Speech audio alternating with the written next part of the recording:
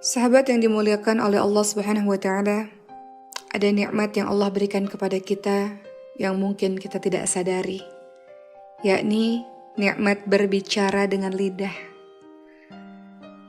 Lidah ini, lisan kita ini adalah penterjemah dan pengungkap isi hati. Perhatikan surah Ar-Rahman ayat 1-4. Allah Subhanahu wa taala berfirman, sahabat sekalian, A'udzu billahi minasyaitonir rajim. Ar-Rahman 'allamal Qur'an, khalaqal insan 'allamahul bayan. Allah yang Maha Pemurah, yang telah mengajarkan Al-Quran. Allah menciptakan manusia, mengajarnya pandai berbicara. Atau dalam surah Al-Balad ayat 8-9 Allah Subhanahu wa taala berfirman, bukankah kami telah memberikan kepadanya 2 buah mata, lidah dan 2 buah bibir, walisana wa syafatain. Jadi nikmat yang sering kita lupakan yang Allah berikan kepada kita adalah nikmat lisan ini, kemampuan kita untuk berbicara, untuk menerjemahkan isi hati kita. Mari kita lihat teman-teman sekalian, apa sabda Rasulullah SAW berkaitan dengan lisan ini. Pernah ada seseorang bertanya kepada Rasulullah, ya Rasul, apakah atau sesuatu apa yang terbanyak yang dapat memasukkan manusia ke dalam syurga? Maka Rasulullah SAW menjawab, takwa kepada Allah dan akhlak yang baik. Lalu ditanya lagi, sesuatu apakah yang paling banyak yang dapat memasukkan manusia ke dalam neraka? Lalu Rasulullah SAW menjawab, mulut dan kemaluan. Dalam hadis lain, Rasulullah juga ingatkan pada kita semua, barang siapa yang dapat menjaga lisan dan kemaluannya karenaku, maka aku akan menjamin untuknya syurga.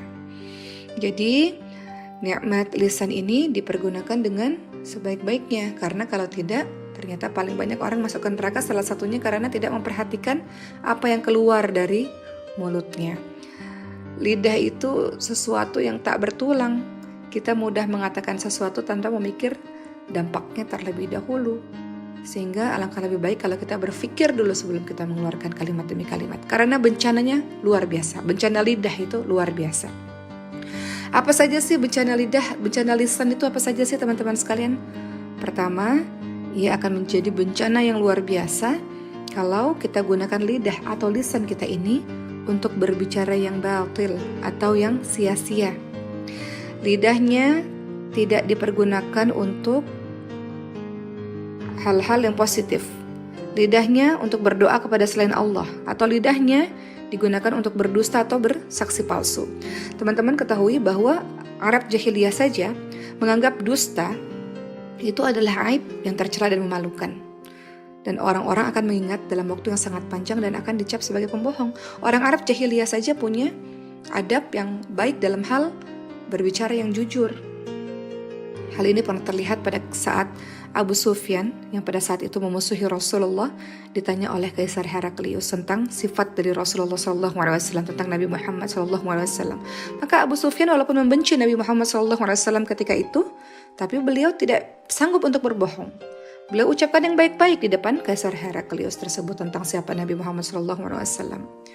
Kemudian bencana lidah, berbicara batil tadi, apa saja sih selain berdusta, bersaksi palsu, lidahnya berdoa kepada selain Allah, ghibah dan fitnah.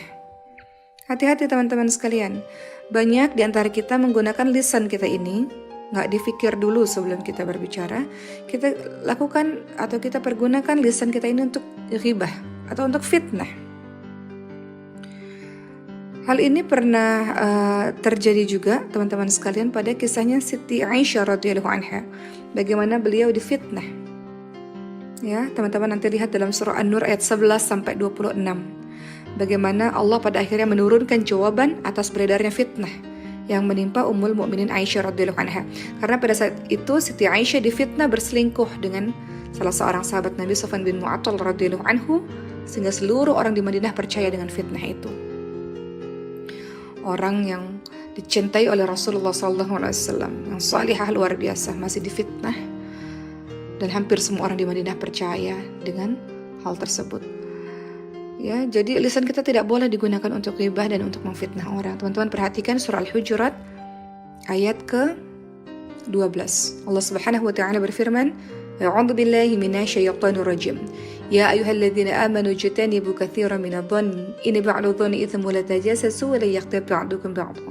Yuhibbu ahadukum ay ya'kula lahma akhihi maitan fakarihtum. Jangan kita ini suuzon sama orang. Jauhi kebanyakan dari prasangka karena sebagian prasangka adalah dosa. Jangan cari-cari kesalahan, jangan menggunjing, ghibah, fitnah orang. Karena hal ini seperti memakan bangkai saudara sendiri. Kemudian lisan ini juga bencana luar biasa kalau kita gunakan untuk namimah, untuk adu domba, untuk memecah belah umat Islam. Contoh seperti yang dilakukan oleh Abdullah bin Ubay bin Salul dalam perang Uhud misalnya. Memecah belah umat Islam, mengadu domba. Ngapain kalian semua perang dalam perang Uhud? Pada saat itu ada 1000 pasukan Uhud. Ngapain kalian ikut perang?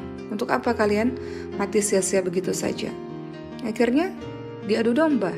300 orang pasukan Islam mundur gak jadi perang karena mendengar kalimat dari Abdullah bin Ubay bin Salul yang kerjaannya memecah belah umat Islam. Termasuk juga bencana dari lisan teman-teman sekalian adalah merendahkan orang atau merusak kehormatan seorang muslim. Pernah terjadi ini di zaman Rasulullah SAW. Seorang sahabat namanya adalah Ibnu Mas'ud radhiyallahu anhu yang diejek-ejek kakinya kecil oleh sahabat-sahabat lainnya. Maka Rasulullah membela Ibnu Mas'ud radhiyallahu anhu tersebut yang mengatakan bahkan kakinya lebih berat daripada gunung Uhud. Atau dalam hadis riwayat Ahmad, Rasulullah SAW bersabda, sesungguhnya si fulana saum, puasa di siang hari, tahajud di malam hari, namun akhlaknya buruk, suka menyakiti hati tetangga dengan mulutnya. Maka Rasul bersabda, tidak ada kebaikan pada diri fulana tersebut dan dia termasuk ahli neraka. Jadi teman-teman sekalian, hati-hati dengan lisan kita. Termasuk bencana lisan tadi, yang pertama adalah berbicara batil, hal yang sia-sia yang tidak ada gunanya, yang di dalamnya ada dusta, kemudian bersaksi palsu, ghibah, fitnah, namimah, adu domba, termasuk juga sumpah serapah atau bernyanyi-nyanyi lagu yang tidak ada manfaatnya sama sekali. Dan juga bisa menjadi bencana lidah, bencana lisan juga. Dan berikutnya yang kedua, bencana dari lidah atau bencana dari lisan adalah kalau kita diam dari kebenaran yang wajib diucapkan. Maknanya adalah ada maksiat di depan mata, lalu kita diam saja. Ya. Ingat perkataan Sufyan Ats-Tsauri rahimahullah, beliau berkata, ibadah yang pertama kali adalah diam, kemudian menuntut ilmu, mengamalkan, menghafal, dan menyampaikannya. Jadi gak boleh tuh kalau orang Islam mengatakan, sudahlah maksiat urusannya dia. Saya sih menghargai kalau dia mau buat maksiat, dia mau zina, itu urusan dia, bukan urusan saya. Gak bisa. Seorang muslim itu kalau ada maksiat depan mata gak boleh dia diam saja. Kalau ada maksiat yang diketahui gak boleh dia diam saja. Kata Rasulullah apa? Halangi keburukan itu dengan kekuasaanmu, dengan tanganmu. Kalau gak bisa dengan lisan. Kalau tidak bisa ingkari bahwa itu perbuatan yang tidak benar di hadapan Allah Subhanahu wa Ta'ala. Jadi teman-teman sekalian, hati-hati dengan lisan kita karena bencana lisan atau bencana lidah itu bisa mengenai pribadi, masyarakat atau umat Islam secara keseluruhan. Rasulullah SAW ingatkan, "Man kana yu'minu billahi wal yawmil akhir falyakul khairan aw liyasmut." Barang siapa yang beriman kepada Allah dan hari akhir, hendaklah dia berkata-kata yang baik atau dia diam. Atau dalam hadis lain, Rasulullah SAW ingatkan, sesungguhnya ada seseorang yang berbicara dengan satu kalimat dan dia tidak menganggapnya berbahaya dengan sebab satu kalimat itu, justru dia akan terjungkal selama 70 tahun ke dalam neraka. Ya, jadi maknanya dia menganggap remeh-temeh lisan yang dia keluarkan atau kalimat yang dia keluarkan, padahal justru kata-kata yang dia keluarkan membuat dia masuk ke dalam neraka Allah Subhanahu wa Ta'ala. Jadi think before posting, misalnya kalau di sosial media, berpikir sebelum posting segala sesuatu, berpikir sebelum berbicara. Apa kata Imam Syafi'i rahimahullah, sahabat sekalian? Jika seseorang menghendaki berbicara, maka sebelum berbicara hendaklah dia berpikir.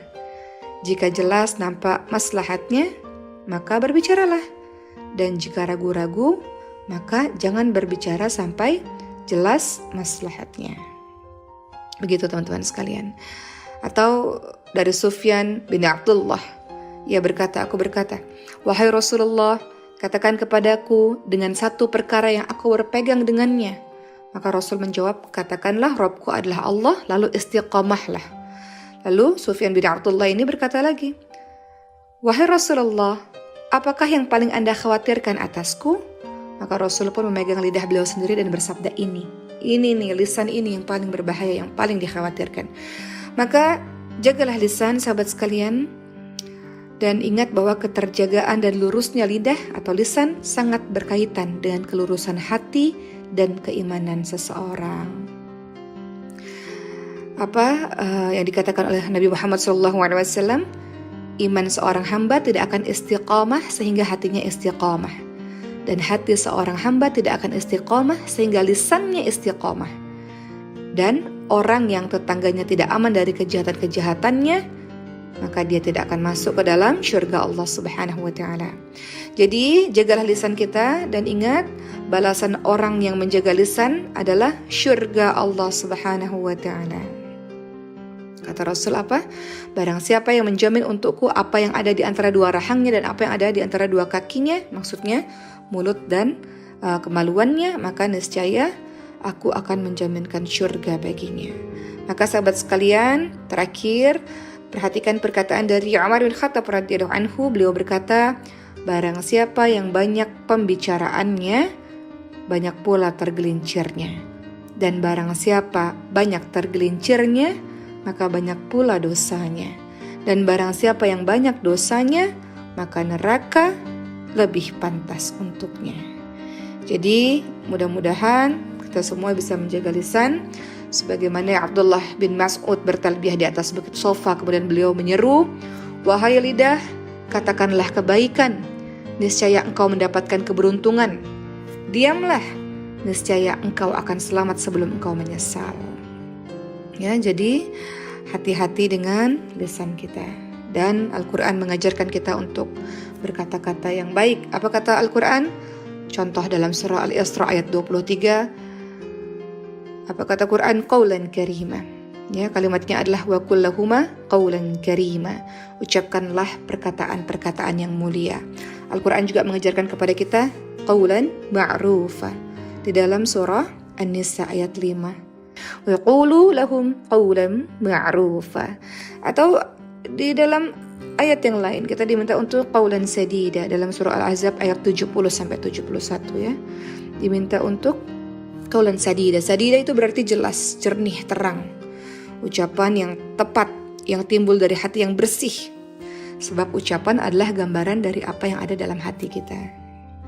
Kemudian Al-Quran juga mengatakan qawlan baligha dalam surah An-Nisa ayat ke-63. Yakni bicara, kalau kita berbicara, bicaranya sampai ke hati, kepada seseorang.